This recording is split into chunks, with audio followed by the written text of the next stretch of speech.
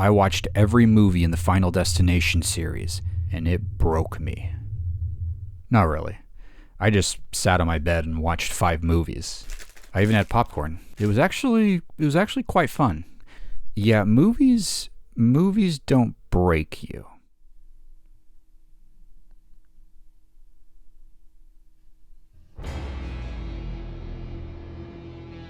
Final Destination 5, The Final Destinationing.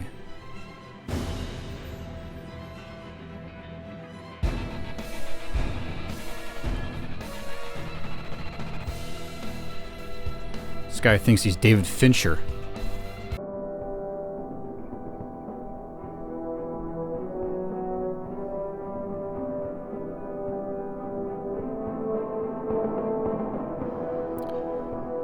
So they're still sticking with the 3D gimmick. If it ain't broke, don't fix it. In fact, I looked it up. Number 4, Final Destination 4, was actually the highest grossing out of all of these. So, it might be a cheap gimmick, but putting it in 3D fucking worked as far as getting asses and seats. At least back then. Now, of course, it'd have to be in 40X.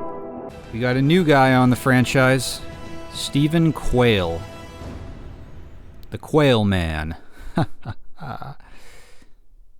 Do do do do do do do do do do. I am 37 and I'm slowly rotting. Ugh. Those eyebrows are violent. As your boss, I'm ready to fire your ass. It's not working out, Sam. We're not working out. So we're starting this with another breakup. I feel like 3 of these movies have started with one of the couples breaking up, and it hasn't really played into the plot at all. We've got, this time around, these employees, they're all part of this company, Presage. That 12:30 curfew tonight, you should plan on breaking that. Sounds like they make accounting software or something. Naked. Team building. Ooh.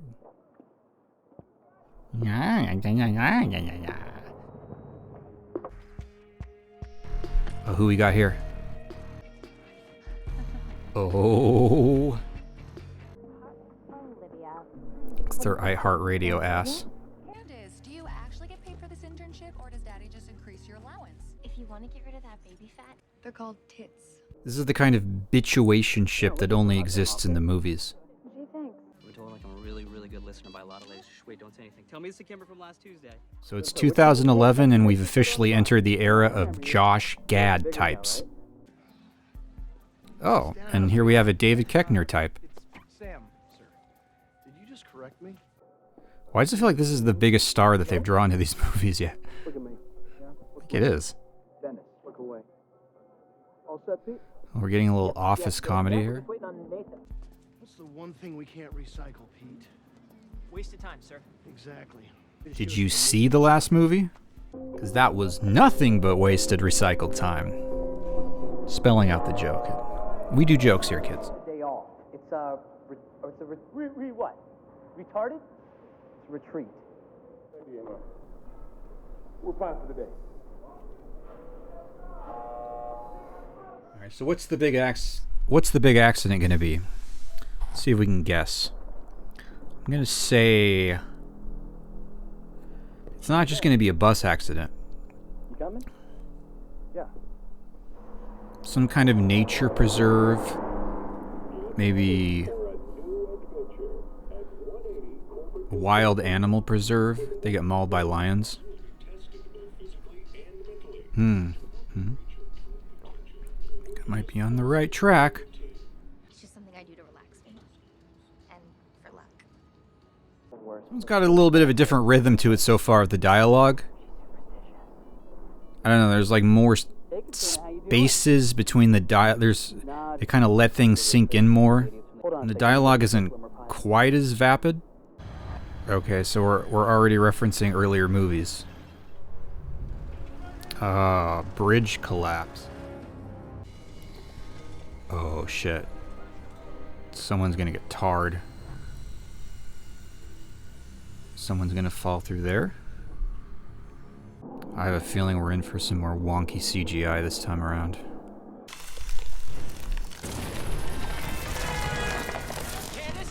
Man, this happened fast.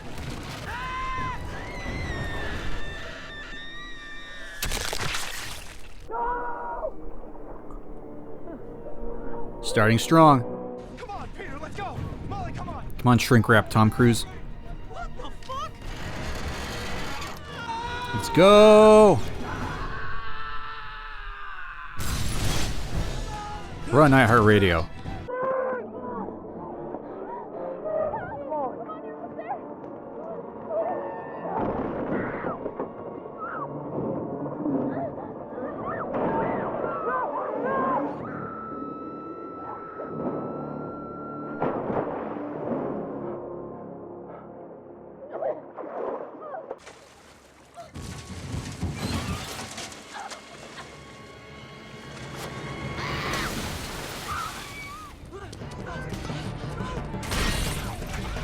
Wait for us.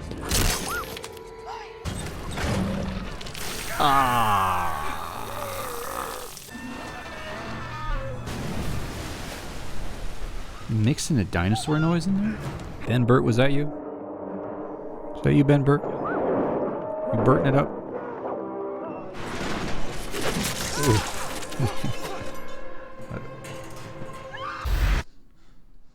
So why does Death pick these people? I still don't quite grasp that. They all survived. So in terms of opening set pieces, that was probably the biggest in scale. It was pretty impressive. Special effects weren't too wonky. It seems like we're going back to this thing that we haven't had since the first one, with the law enforcement being suspicious of them. I wonder why we're setting this up again. What does that have to do with anything? I'm just trying to get all the pieces of the puzzle together before I start moving them around, making them fit. Look, I just had a hunch. Forensics came back with the analysis. We're chalking up to high winds and structural damage from the road construction. High winds? He's disappointed. Doesn't matter how it happened. We should all just put it behind us and be grateful we're still alive. You know, setting this at a company retreat is fitting because the characters in all these movies feel like those co-workers that you would never want to really spend time with outside of work. But the people that left us on the bridge that day were Isaac Palmer. Did you just say my name? That's not fun. Doing quite a bit of comedy in this one, but the score is playing against it because it's like so serious this time around. The tone kind of feels maybe more serious than any of them so far. Feels very somber. We're post Nolan's Batman. We're into the somber era. Said it was flat, no flavor. Yeah. Like this movie. Wait, so this guy has what? He has 2 jobs? Is that the idea? Of course, we're now post 2008 crash, so times are tougher, man. If they made it today, you'd have 3 jobs. By the way, 20th anniversary. Killer 7.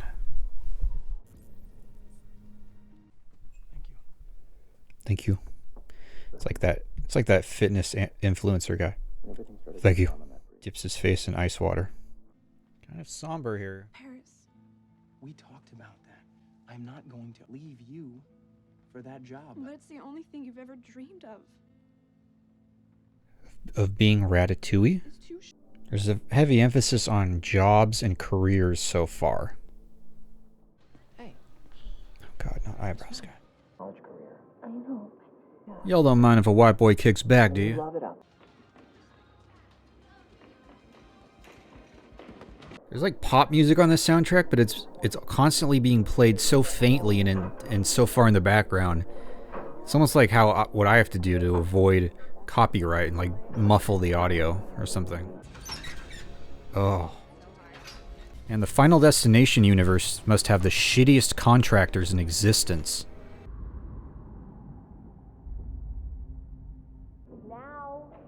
What was that? Just a premonition?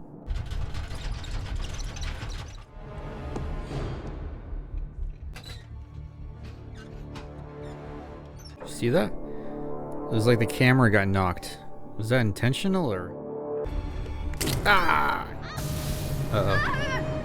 Ah! She got turned into a J-horror monster. So the theme of this movie so far is that your job or your career will kill you. You were so naughty. There's definitely a pre-Me Too character here. So far, we haven't had any of the clues. Last movie, of course, they kind of had these 3D visions. And of course, the movie before that, we had the photograph. Oh, the boss is snitching to the FBI. Should we maybe have code names for one another, do you think? Over now. Show me how this happened. Johnson, get up on the bar. 2 billion people can't be Wong. I said Wong. Did James Wong have something to do with this scene?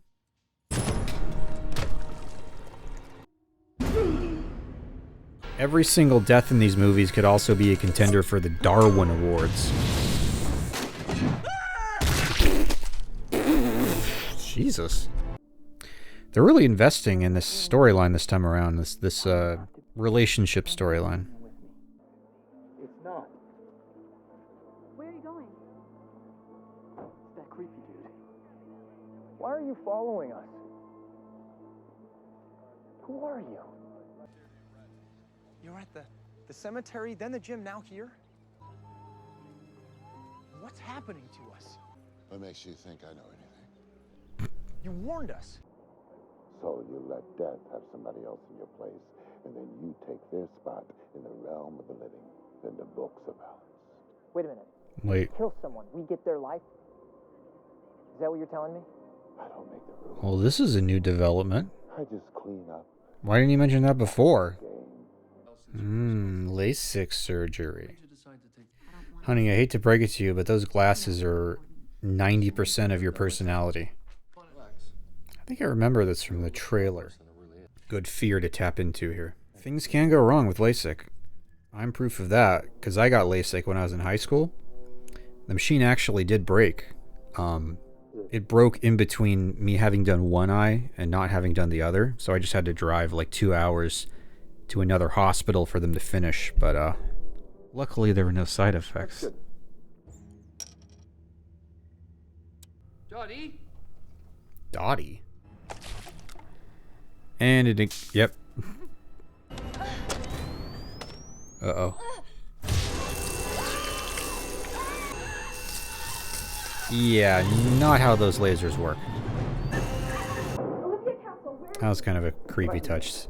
The teddy bear observing in silence. All the time.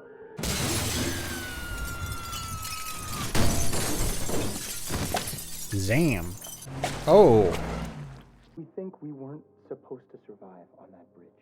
And now something is trying to set it right. Something? That's all you got? I like how they never consider a possibility that it might be, I don't know, God. I couldn't sleep. I just kept thinking about the bridge. I got the first 2 verses. I just need the bridge. They're dying in order. You are kidding me. Well, they're kind of bringing back the, not quite, but in the first movie they had that black cloud thing. Looks like they just had a shadow. A mysterious shadow. Cut my hours. 50% until this whole thing blows over. My bookie ain't operating at 50%. My dumbass kid ain't operating at 50%. Roy. My horrible ex-wife, she's taking 50%, so I'll tell you what I'm gonna do. No, we gotta move, man. Hey, I'm not going in. No, we gotta move. Hey. We gotta move. We gotta move now.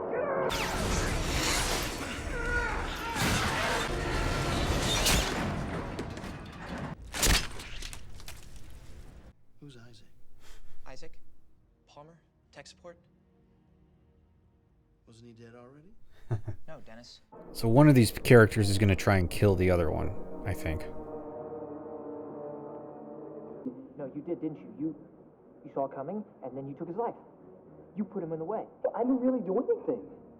Tell us the truth. Did you or didn't you? Hey, Peter, calm down. Did you or didn't you? This guy's like, I kind of look like Tom Cruise. I'm gonna study him, get the mannerisms down. I think there's an order to these deaths. We know. They Like a really edgy inner album art. Dangerous Place Kitchens. Will he be moved to the Slough branch, or will he pursue his dream of becoming Ratatouille? Uh-oh. Yeah. Just a rough couple days. He killed a homeless guy. Or something. He's got some Patrick Bateman vibes going on for sure. It even looks like Christian Bale in Batman Begins. Yeah, he definitely killed someone. Feed me a stray cat. Snuffing out that big candle. Did you? No, I didn't. I couldn't kill somebody that didn't deserve to die. Candace didn't deserve to die. Mm-hmm. Why is it that you deserve to live, Molly? What? You said it yourself. You don't. What? I don't buy this. You don't have it in you to kill a random stranger, but you're willing to kill your friend's girlfriend because you're jealous that she's alive and your girlfriend isn't? What? I like the idea behind this twist, but it's not believable at all. This is like what I thought they were going to do in the third one. I can buy that you would be like desperate to live, but why are you acting like a methodical serial killer, and why are you targeting people that you knew and care about?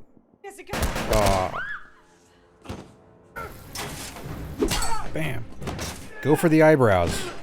You're the source of his power. So does that mean I get Block's life? Yeah. Yes, I do. It wouldn't be a long-running horror franchise if they didn't change up the rules every single movie.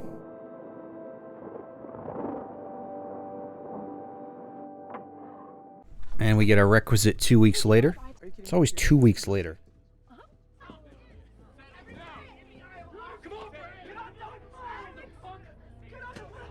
It's a prequel? What? I have no idea.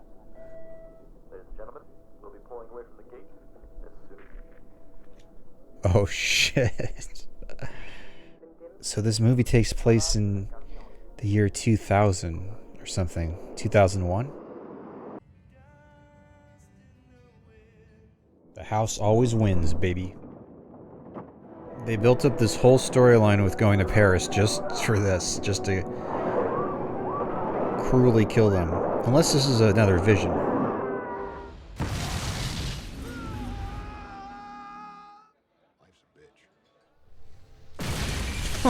What?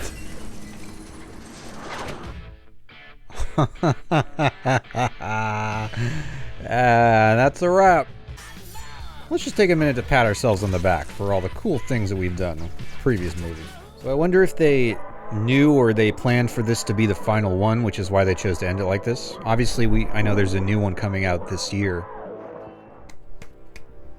Bravo. Good ending. Good ending. So that ending really knocked it up a couple notches, because up until that point, this movie was kind of meh, kind of boring. You know, I as far as the little twists revolving around Eyebrows Man, I like the idea of it, because it made me realize that something that was kind of missing from the previous ones, or at least maybe a lost opportunity, was to have that interpersonal conflict between the characters. You know, have it almost be like a competition, like it's you or me, it's us or them, as far as who's going to die, who's going to survive. It was a good path to go down. The execution of it was, I just didn't buy it that guy was that. You know, you had to give me a better reason for him, sell it to me that this guy is going to become a villain. This one I would be interested to watch this one again, knowing the twist, knowing that it's a prequel. I don't know if it'd change anything the way that I saw it, but it was definitely, it was the best ending of any of these. I'll say that much. It had for sure the best ending. Because quite honestly, the endings for these films are they kind of struggle a little with the endings. Like the first one, I thought even the ending was they kind of open with their strongest set piece, and then the rest of it just has to be a series of deaths. I think all of them have struggled to find like a really climactic ending. But this one got it. So that's it though. That's the Final Destination series. Wow. So what can I say about this series that I haven't already said? I don't know. There's not much. They're fun movies. And I know that people, are nostalgic for them, and they say they were traumatized by them. And maybe if I had seen them when I was younger, I would be traumatized, but I don't think so. I think the only way to be traumatized by these movies is if you're a preteen girl seeing them at a sleepover. Otherwise, they're just fun. I'm interested in seeing the sixth one.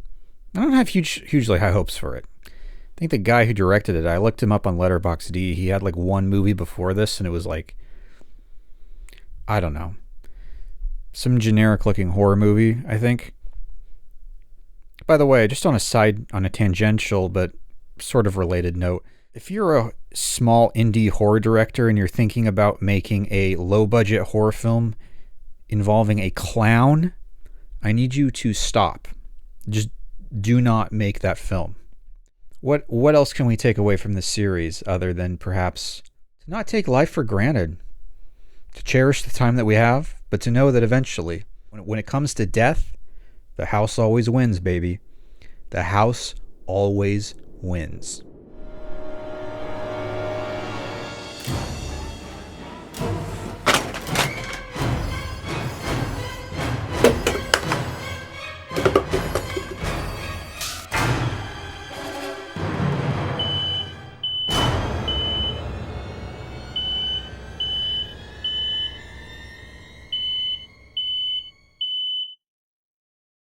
Okay, I got out of my room before the fire sprinkler went off. I think I'm safer in here. Let me just grab something from the fridge and then I'll go deal with that situation. Doing a little CrossFit. Gotta get my protein in.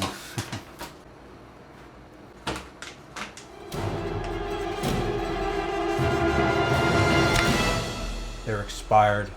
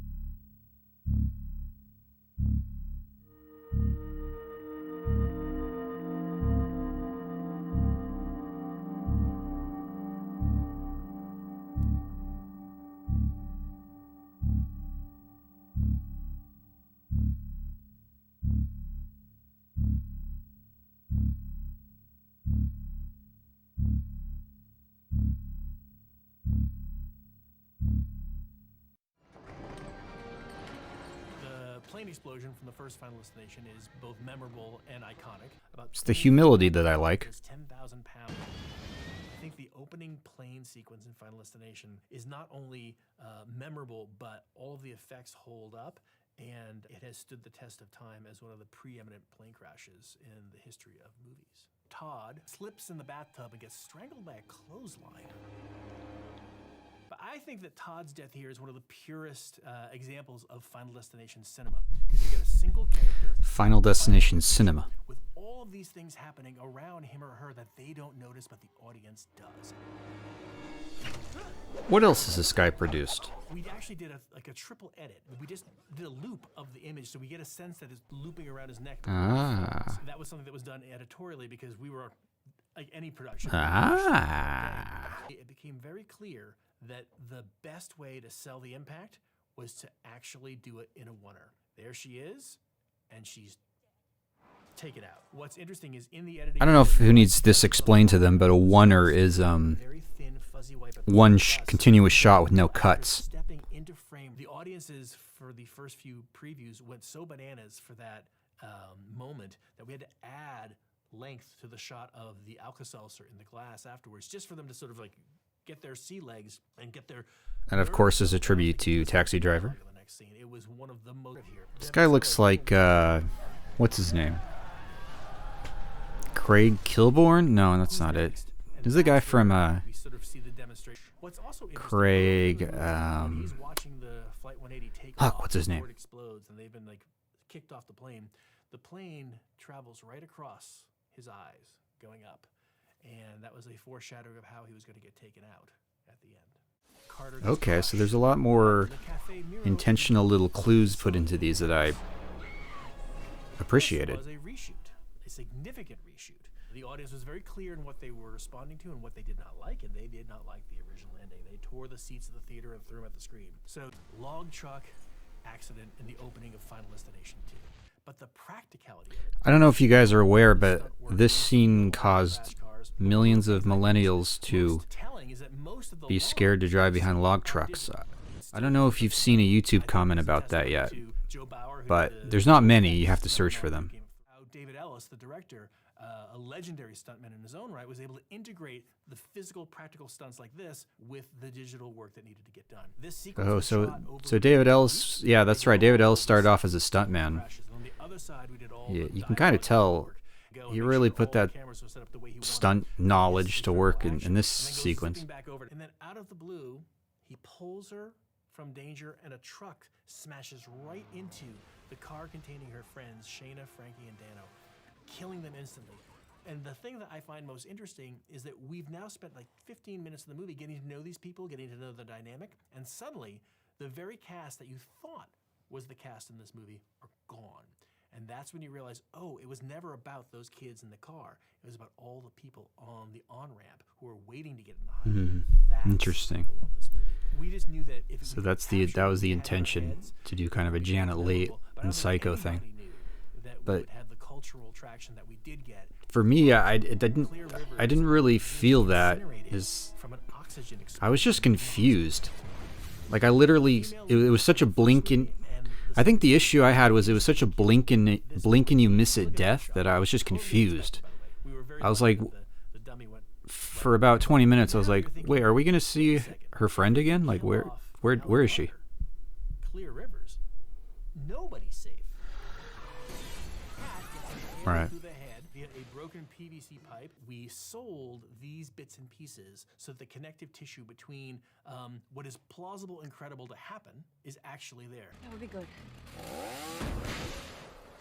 She's dead. You're in shock.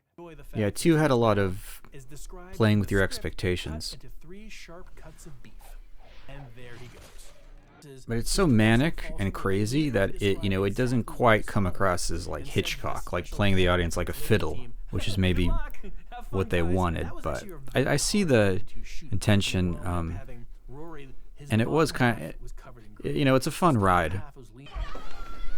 This is the most bizarre fucking scene in the entire series. Challenging sequence for this actor to shoot because she had to be suspended in the air while this was. But I see, so killing this character is like trying to subvert your expectations. But having an old man with prosthetic limbs sniff her hair. I love that. I love that. Looking like this. What's funny is that the first time we did it, the dowels inside the body didn't break, so his legs were still standing. So we had to clean everything up and really score the innards of the second dummy, the last dummy we had, and reposition it so the pane of glass would do the job that it needed. Accordion boy. Thankfully, it did. This is one of my favorite sequences. Why are we going out of order? Hits the ground. We know there's glass. Just that action of him Spaghetti on the glass on his back. Spaghetti. Alex Browning meeting his maker by a brick falling from a freak off-camera accident. Scheduling did not. Yeah, what's up with that? To return, and in order to keep the sort of mythology working, we had to figure out a way to take him out of the equation, and this was the choice that we came up with. These fucking actors. How about a spider bite? But then we realized we're trying our best not to have sentient creatures be a part of Death's design, because then there's zombie spiders running around. You want to keep dogs and animals and snakes and anything that's actually part of their own natural order with their own sentience from being a part of Death's design. Brian, I think you better go check that barbecue. Poor Brian getting blown up from a barbecue grill explosion. This is something that all the bits and pieces were set up in the earlier bit where Kat and Rory die, and the payoff to that is here. Poor Brian.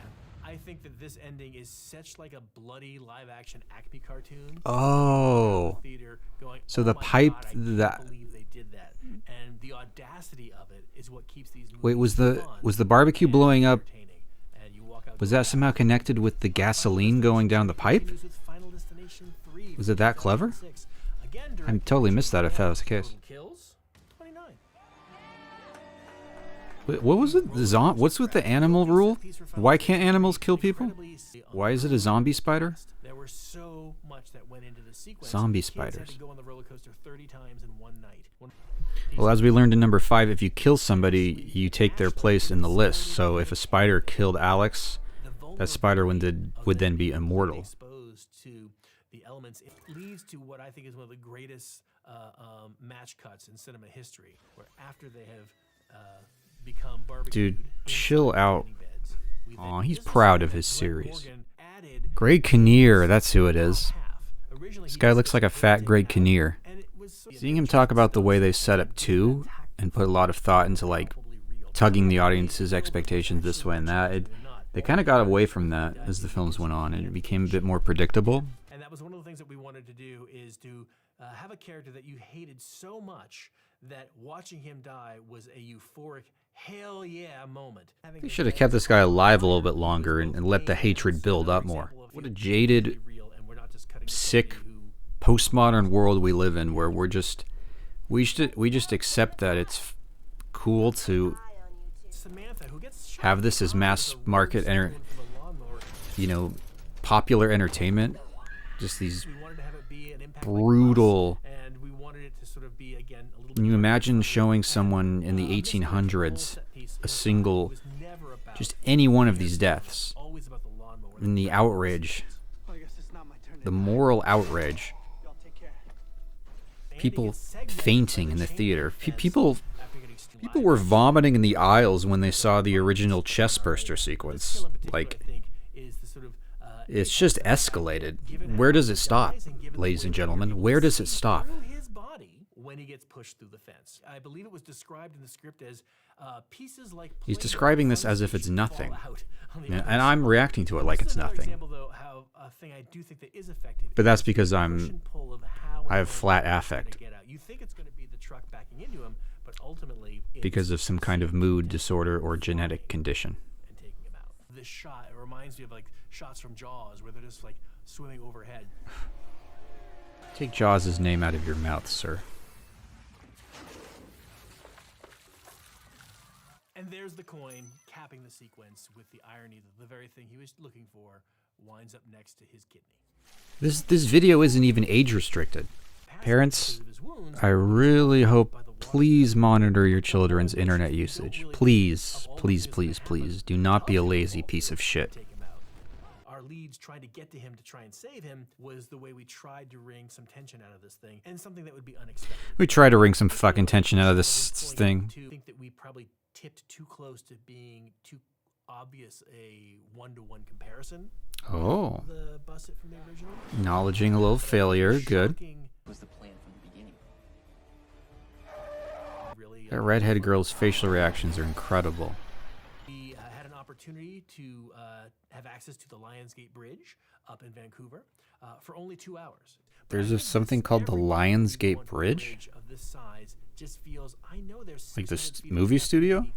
Put it in the comments what the Lionsgate Bridge is. Location. To me, it's a masterclass of suspense where you identify multiple things. It's the humility that I like. Or a threat that might work together to take out poor Candace and head the Buddha. Because when he went in, You traded spots. He should have your death, and you should have his ears. did he push him or did he try to stop him from falling? And that's the question that is going to plague that character.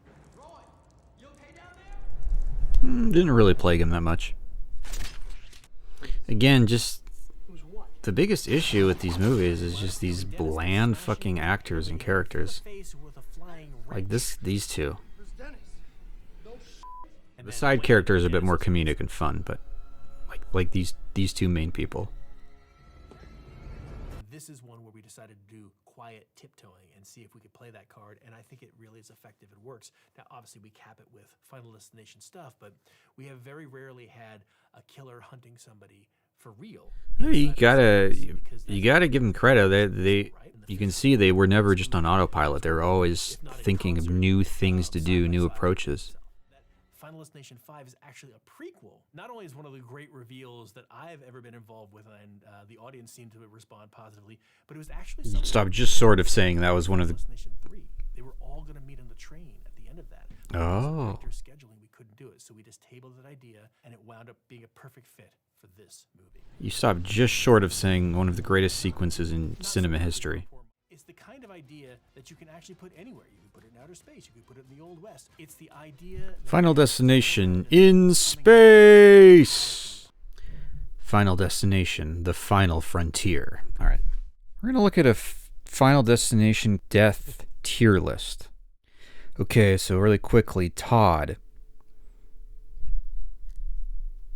I feel like Todd's is only memorable because it's the first. But it's like a C or D, for sure. Bus Girl, you got to put it high just because it was so imitated, as I mentioned in my reaction to the first movie. It was so imitated, so specifically in so much media of that time, and it was memorable, so it's at least an A tier. I can't put it B. I'm not a fan of the whole getting hit by a bus thing. I don't think it's that shocking. Billy Hitchcock, that's S tier. That is S fucking tier. It's crazy that Sean William Scott too. Valerie Luton, not a fan of this death scene at all. D tier. You know, that was at a point in that movie when things should have been escalating and getting scarier, not goofier. So that takes it down as well. No, I hate the way Carter died. You didn't even see it. Getting crushed by a sign is not scary. That is like D tier. Alex Browning, F tier. Are you fucking kidding me? I hate when these actors ruin everything by refusing to even come back and film a cameo. Like, you can't do like a one day, even like remotely filmed thing. You have to like not, oh, you're too good for the franchise now? Fuck off. Evan Lewis, the bully from Snow Day. Yeah, this is pretty good. I'll put it at B tier. Tim Carpenter, S tier. This is the accordion boy. Nora Carpenter. Yeah, I gotta put it as A tier because it's just so fucking unhinged. Kat Jennings, yeah, pretty damn good. It's A or B. I feel like they could have made a little bit more out of it somehow. I don't know. Let's put it as, it's better than Evan Lewis. We'll put it as A tier. Rory Peters, that one's okay. Eugene Dix. Sounds like a fake name Bart Simpson would tell Mo. How did this guy die? Oh, he blew. No, this one's like C tier. Clear Rivers. Yeah, that one was pretty good. I didn't expect them to kill her off so brutally. So yeah, that one was pretty good. This one sucked. because that was such a blink and you miss it character to begin with, the way they set him up, that at the end I was just like, wait, what? Who was that? Why are we on this farm? Tanning booth, yeah, that's an A tier at least. Frankie Cheeks, I would say A, yeah.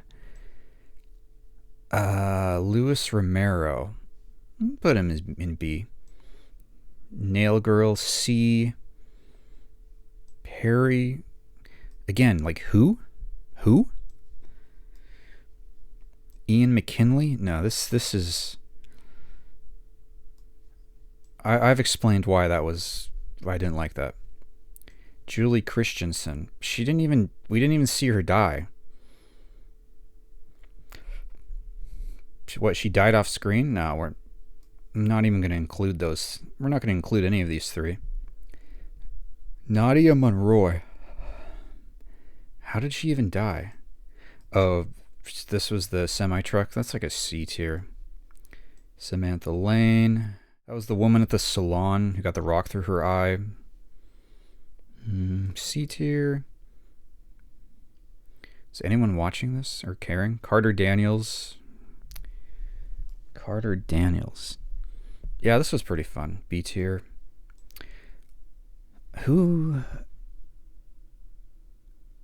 Andy Hughes. Okay, I think some of these people are from the new movie, so let's just quickly go through. Yeah, Janet Cunningham, D tier. Nick, D tier. LASIK Girl, that's an A tier. They went extra with that one. Eyebrows Man, D tier. David Koechner. I mean, his first death was actually more memorable, getting hot tar dumped on him. But his second death was pretty good, so we'll put him as B tier. Okay. I think that about does it. Oh, this guy. We got to put this guy pretty high up. So let's see. The only two I have in S tier are Billy Hitchcock and Tim Carpenter. Does anybody else deserve to be in S tier? Frankie Cheeks is pretty good. But the fact that we didn't even know it was Frankie Cheeks until he was already dead kind of lessened it a little bit. Yeah, I'm pretty comfortable with that. So I just broke my tier list virginity. That was a lot of work. That was exhausting.